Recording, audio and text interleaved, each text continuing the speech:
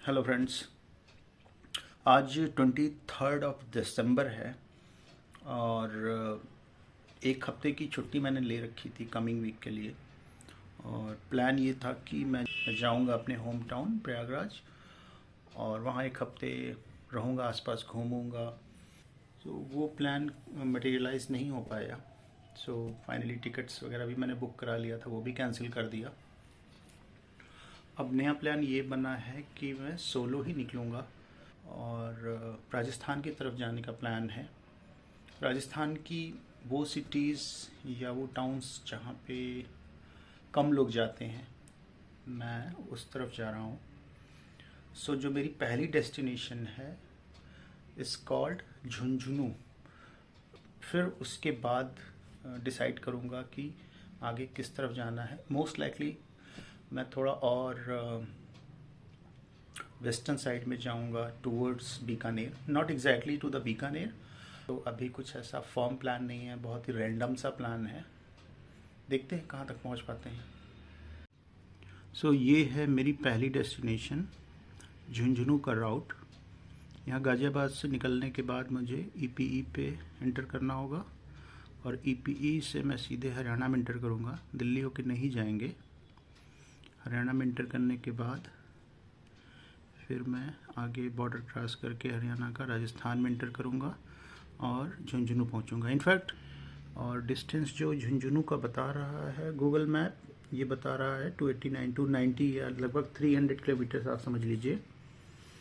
और टाइम 5.25 घंटे, 5.5-6 घंटे मान लीजिए। अभी तो फ़िलहाल झुंझुनू चलते हैं और एक्सप्लोर करते हैं। कल मॉर्निंग में जब निकलूँगा तो उससे पहले मैं एक बार आपको फिर से कनेक्ट करता हूँ।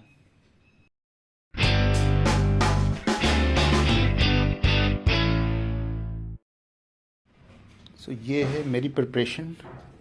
इसमें कपड़े हैं, इसमें लैपटॉप है, ये कैमरे का बैग है, इसके अलावा ये एक साइड बैग है, ये एक जैकेट है, मोटी, काफ़ी मोटी जैकेट है। इतनी मोटी है कि इसको कभी पहनने की ज़रूरत पड़ी ही नहीं। होटल में रुकने का प्लान नहीं है।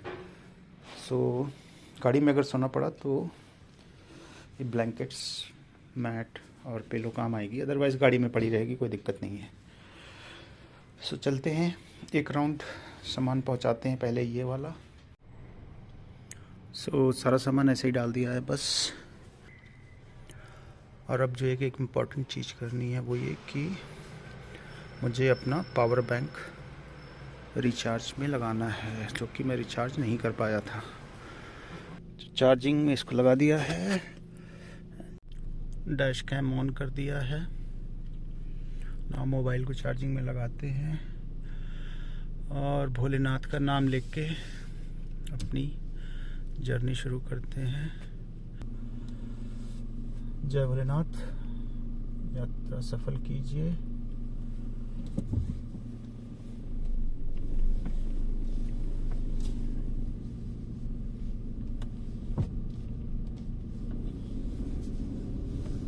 अभी यहाँ से निकल के तेल डलवाते हैं और टायरों में एयर प्रेशर चेक कर लेते हैं। 9:45 हो रहा है अभी। ठंड ज़बरदस्त है आज। सुबह जब मैं सो के उठा 6 बजे के आसपास तो टेम्परेचर 7 डिग्री बता रहा था। तेल डलवाना है जरूरी। पता नहीं हरियाणा और राजस्थान में तेल का क्या रेट है। यूपी में तो सस्ता है, ये तो कंफर्म है, तो यहीं से भरवा लेते हैं। फिर भी भरवाना तो पड़ेगा ही आगे चल के। फुल कर देना भैया, नॉर्मल। हाँ बिल्कुल, खिसियाक भर देना जितना आ जाए।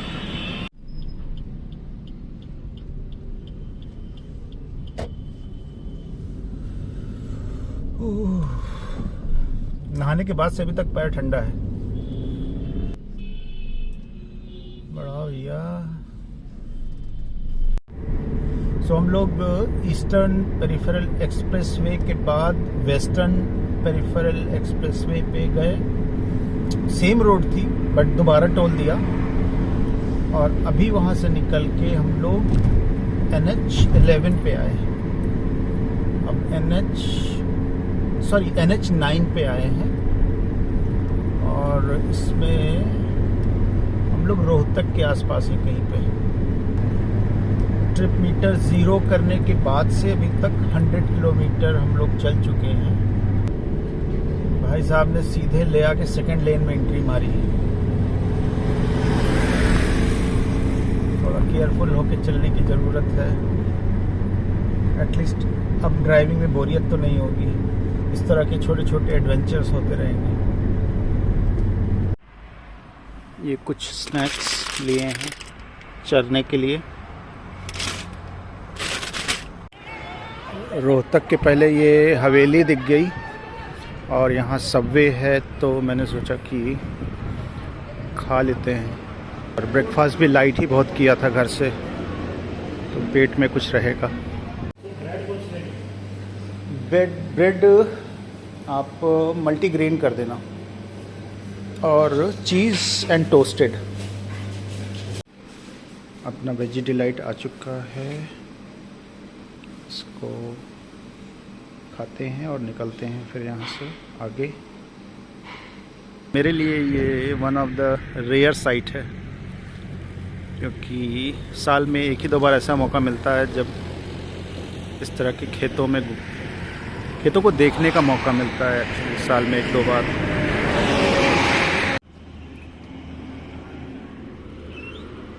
लंच टाइम हो रहा था, लगभग 2:30 बज रहे हैं। इस एड्रेस के हिसाब से तो we are in the Jhunjhunu district. ये है मेन्यू होटल राजस्थान का। 150 रुपए की दाल मखनी है, एक मिस्सी और एक आटा बटर रोटी ऑर्डर किया है। सलाद इन्होंने बोला कि कॉम्प्लीमेंट्री नहीं है, फिर भी हम आपको दे देंगे थोड़ा सा। थैंक यू भैया। ये झुंझुनू ऑलरेडी स्टार्ट हो गया यहाँ से डिस्ट्रिक्ट। सो होटल राजस्थान में लंच कर लिया, और दाल मखनी, एक मिस्सी रोटी और एक बटर रोटी ऑर्डर किया था। मिस्सी रोटी और बटर रोटी तो अच्छी थी। दाल मखनी में थोड़ा सा मतलब स्टैंडर्डाइज दाल मखनी जो होती है वो वाला टेस्ट नहीं था, लोकलाइज था। और ये प्लान थोड़ा सा रैंडम बना, इस वजह से मुझे मतलब ज़्यादा टाइम मिला नहीं। अदरवाइज़ मैं सिटी के बारे में थोड़ा स्टडी करता। कल मैं पढ़ रहा था, वैसे इंटरनेट पे ही पढ़ रहा था, तो इसकी जो हिस्ट्री दिखी मुझे रिटन, वो मिड 1700 के अराउंड की हिस्ट्री इसमें दिखी। पानी मिल जाएगा क्या? है पानी एक की 2 दे दीजिएगा। गाड़ी में पानी ख़त्म हो गया था तो लेने उतरा। ये शॉप वाले भैया ने गुड़ की चिक्की पकड़ा दी, बोला घड़ी फ़ायदा करे। सो ये भी ले ली, 45 रुपये।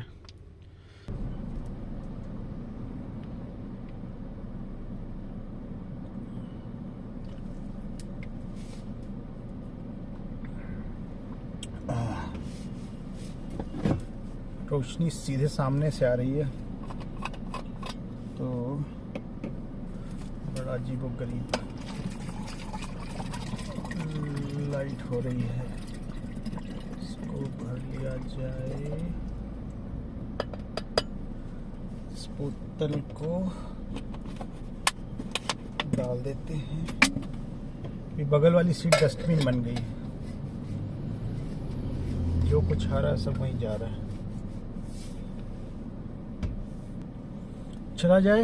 एक छोटा सा अपडेट है कि हम लोग झुंझुनू शहर के बगल में एक छोटा सा टाउन है नवलगढ़, वहाँ जा रहे हैं और आज रात में वहीं रुकेंगे। फिर कल सुबह निकल के झुंझुनू आएंगे, झुंझुनू में घूमेंगे दिन में और फिर वहीं से हम लोग आगे की तरफ निकल जाएंगे चूरू की साइड में। वैसे चूरू को शायद गेटवे ऑफ थार भी बोलते हैं, थार डेजर्ट का गेटवे। अंग्रेजों ने हर चीज को ग्रैंड बना दिया है, छोटी हो चाहे बड़ी, उसको ऐसा बोलेंगे लगेगा ग्रैंड है। और हम लोग बहुत ही सिंपल बैकग्राउंड के लोग हैं। इन जनरल सारे देश में ही लोग काफ़ी हम्बल रहते हैं।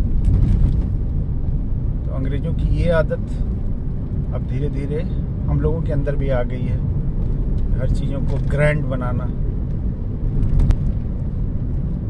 थोड़ा सा इस तरह की कुछ चोरियाँ छोड़ देता हूँ बीच बीच में, ताकि मार्केट में इंटरेस्ट बना रहे। काफ़ी घूमने के बाद मैं कोर्स शहर में चला गया था एक्चुअली, और वहाँ पे काफ़ी घूमने के बाद लोगों ने बताया कि अगर आपको रुकना है तो घूम चक्कर में जाइए। तो घूम चक्कर बेसिकली गोल चक्कर को बोलते हैं। यहाँ पे हाईवे से जो शहर की तरफ रास्ता कटता है वहाँ पे गोल चक्कर बना हुआ है। जा ही रहा था तो रास्ते में ये मुझे एक पुराना कुआं दिखाई दिया, जो कि काफ़ी पुराना लग रहा है देखने में। इसकी हिस्ट्री तो मुझे नहीं पता, बट काफ़ी अच्छा काम कर रखा है इस पे। और पूरा पत्थर का है, काफ़ी गहरा भी लग रहा है। कवर कर रखा है पूरी तरह से इसको अब तो। और ये मेरे ख्याल से पीने के पानी के अलावा इरिगेशन में भी यूज़ होता रहा होगा। और साथ में कुछ चबूतरे वगैरह भी बने हुए हैं।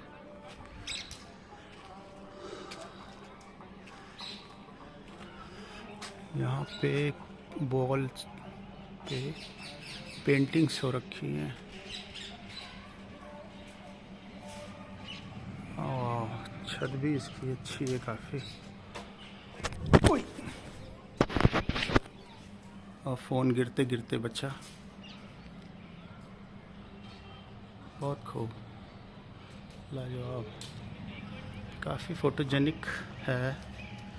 सोच रहा हूँ कैमरा निकाल के फ़ोटोज़ लेता हूँ।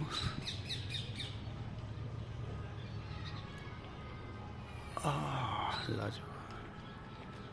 तो यहाँ पे 4 इस तरह के चबूतरे बने हुए हैं और पानी निकाल के इसमें आता रहा होगा मोस्ट लाइकली।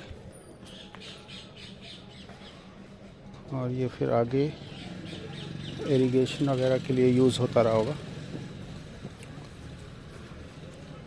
और ये बीच में कुछ एक नया कंस्ट्रक्शन दिख रहा है मुझे। ये शायद पंप लगा होगा बाद में। अच्छा, यहाँ पे स्टोरेज के लिए पॉन्ड भी बना रखा है और नीचे उतरने के लिए सीढ़ियाँ भी हैं। डेजर्टेड है वैसे तो ये पूरी तरह से अब, एंड यूज़ में नहीं है, बट बोरवेल का पंप यहाँ पे निकला हुआ है। और यहाँ पे इन्होंने लोगों ने गंदगी काफ़ी फैला रखी है। काफ़ी अमेजिंग लग रहा है। इसकी एक फ़ोटो निकालता हूँ देख के। ये रास्ता रहा होगा पहले और काफ़ी एफर्ट डाल के बनाया गया है इसको। अब तो ये सारा कुछ ऐसा लग रहा है जैसे इंक्रोचमेंट में लोगों ने इसको दबा दिया है। काफ़ी पैसा लगाया होगा जिसने भी बनवाया है। और मोस्ट लाइकली ये शहर का one of the most prominent water source रहा होगा अपने टाइम में। अमेजिंग।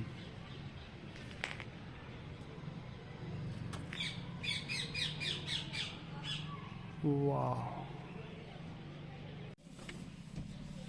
तो इस कुएं की मैंने थोड़ी हिस्ट्री जानने की कोशिश की लोकल लोगों से, बट सभी का ये कहना है कि ये उनके जानकारी के पहले का है, उनके बाप दादाओं से भी पहले का ये बना हुआ कुआं है यहाँ पे। नो डाउट इतने बड़े स्केल पे सिर्फ कुएं को डेवलप करना और डेकोरेट करना आज के समय के हिसाब से काफ़ी इम्प्रैक्टिकल है। जब भी ये बना होगा ये काफ़ी पुराना टाइम होगा इंडीड। सो इस पूरे एपिसोड में मुझे एक चीज़ ये समझ में आई कि अगर मुझे लोकल हवेलीज़ को एक्सप्लोर करना है नवलगढ़ की, तो मुझे कोई लोकल बंदा चाहिए। और लोकल बंदे को फाइंड करने का, पाने का सबसे अच्छा तरीका ये है कि एक कहीं लोकल होटल में रुकते हैं चल के और वहाँ पे बात करते हैं कि मुझे एक बंदा ऐसा मिल जाए जो लोकल गाइड का काम कर सके, जो कि इन प्लेसेस की हिस्ट्री को भी और विद ईयर एंड एवरीथिंग, जो इन प्लेसेस की हिस्ट्री को मुझे एक्सप्लेन कर सके। सो फाइनली मैंने होटल लिया और यहाँ से मुझे पता भी लग गया कि क्या नेक्स्ट स्टेप होना चाहिए टू एक्सप्लोर द सिटी। मैं टाउनशिप बोलूँगा, सिटी क्या बोलूँ, ये तो मतलब I think it comes under Jhunjhunu. So ये है रूम टूर मैं आपको दे देता हूँ। यहाँ पे एक चेयर है, एक टेबल है, उन्होंने पानी दिया है, लाइफबॉय साबुन, नारदातन तेल ये दिया हुआ है, एस्ट्रे भी है। माल मैं नहीं लेके आया इसलिए एस्ट्रे का काम नहीं पड़ेगा। बाकी रूम मैं बोलूँगा अगर रेट करना आउट ऑफ 10 तो मैं इसको 5 भी रेट नहीं करूँगा, 4 के अप्रॉक्सीमेटली है ये। बेड क्लीन है, टॉवल फ्रेश है, बाथरूम गंदा है थोड़ा सा बट बहुत ज़्यादा गंदा नहीं है, और एक टीवी मिली है साथ में जो कि चलती है कि नहीं पता नहीं, मुझे चलाना भी नहीं है। बाकी ये डोर है, सामने कॉरिडोर है। इसका tariff 500 plus 60 rupees GST 12%। Bathroom दिखाने लायक नहीं है, आप थोड़ा सा बाल्टी की कंडीशन देख के अंदाज़ लगा सकते हैं। सफाई के मामले में फ्लोर येलोइश है, टाइल्स के जॉइंट येलो हो गए हैं, मैल जमा हो गई है, but it's good for 1 night. इससे ज़्यादा इन्वेस्ट करने का कोई सेंस भी नहीं बनता था। रात में सोना है, सुबह फिर निकल जाना है। और कल लोकल साइट सीन का ये सीन है, कि सुबह यहाँ से ब्रेकफास्ट करके निकलूँगा। जहाँ होटल है इसके पास में ही 10 कदम पे एक ऑटो स्टैंड है, वहाँ जाऊँगा। एक ऑटो वाले से पूछूँगा जो कि सिटी के बारे में जानता है थोड़ा हिस्टोरिकली, और उससे बोलूँगा कि पुरानी हवेलियों को घुमा दे। वैसे तो जब अभी मैंने शहर की तरफ डाइवर्जन लिया था तो ऑलमोस्ट सारी चीज़ें एक बार में मैंने देख ली। ज़्यादा बड़ा एरिया तो है नहीं। बट स्पेसिफिकली चीज़ों के बारे में अगर थोड़ा सा डिटेल पता लग जाएगा तो ज़्यादा अच्छा है। वैसे तो गाइड भी अवेलेबल है। यहाँ पे एक म्यूज़ियम है पुराना शहर के बीच में, वहाँ पे गाइड्स रहते हैं। वो बेसिकली म्यूज़ियम को ही शायद एक्सप्लोर करते हैं, मतलब एक्सप्लेन करते हैं, बाकी हवेलियों में नहीं जाते हैं। तो खुद कुछ R&D करनी पड़ेगी, प्लस लोकल जो ड्राइवर होगा ऑटो हाउस से, अगर गाइड मिल गया तो उससे अच्छा कुछ नहीं है। सो ये प्लान है कल का। अभी थोड़ा सा कपड़ा और पहनते हैं, ठंड लग रही है, और चलते हैं। यहाँ पे कुछ शॉप्स मैंने देखी थी, उनको देखते हैं। बाय द वे यहाँ गोलगप्पे को फुचके बोलते हैं। फुचके खा के देखते हैं यहाँ का कि कंपैरेटिवली बिटवीन इलाहाबाद, दिल्ली और नवलगढ़, इसके बीच में क्या डिफरेंसेस हैं, और उसकी हम लोग स्टडी करते हैं। तो अभी हम लोग मेन रोड पे ही घूमेंगे, फुचके ट्राई करेंगे। जब मैंने इसको पहली बार पढ़ा तो इसको आपनो नवलगढ़ पढ़ा, बट एक्चुअली इसमें लिखा हुआ है आपनो प्यारो नवलगढ़। नवलगढ़ फुचका पैलेस में भी मैंने गोलगप्पे खाए और अच्छे थे, मैं बोलूँगा। बहुत ज़्यादा इनका पानी स्ट्रांग नहीं था और गोलगप्पे करारे थे, पतले थे, ओवरऑल अच्छा था। डिनर झनकार होटल में हो रहा है, झनकार होटल एंड रेस्टोरेंट एक्चुअली, और यहाँ पे 150 रुपये की थाली है। दिस इज़ थाली, उन्होंने छाछ भी दे दिया है और रोटी है, टमाटर है, एक पेड़ा भी दिया हुआ है, राइस है, सब्जी है, आलू मटर की कढ़ी है एंड दाल है। यह है होटल झनकार एंड रेस्टोरेंट, यहाँ पे अभी मैंने डिनर किया। 150 रुपये में एक प्लेट जो कि आपने देखी अभी, और चाय एक ली थी बाद में। चाय तो अच्छी थी बट खाना 150 के लायक नहीं था। अब दाल में टोटल मुझे 4 दाने दाल के मिले होंगे गिन के, और कढ़ी में सिर्फ बेसन घुला हुआ था और कुछ नहीं था। इसके अलावा राइस थोड़ा सा था, वो विच इज़ ओके। सलाद के नाम पे एक मिर्च दी थी और टमाटर, छाछ दिया था, एक पेड़ा भी दिया था, और आलू मटर की सब्ज़ी थी जिसमें 2-3 दाने मटर के थे और बाकी आलू था। सो 150 रुपये का वर्थ नहीं था उसमें। वो थाली अगर 50 रुपये में देते शायद तो ठीक रहता, बट मजबूरी का नाम खाना पड़ा।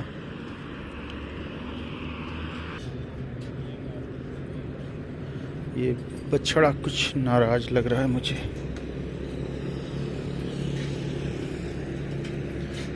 दौड़ा है ना,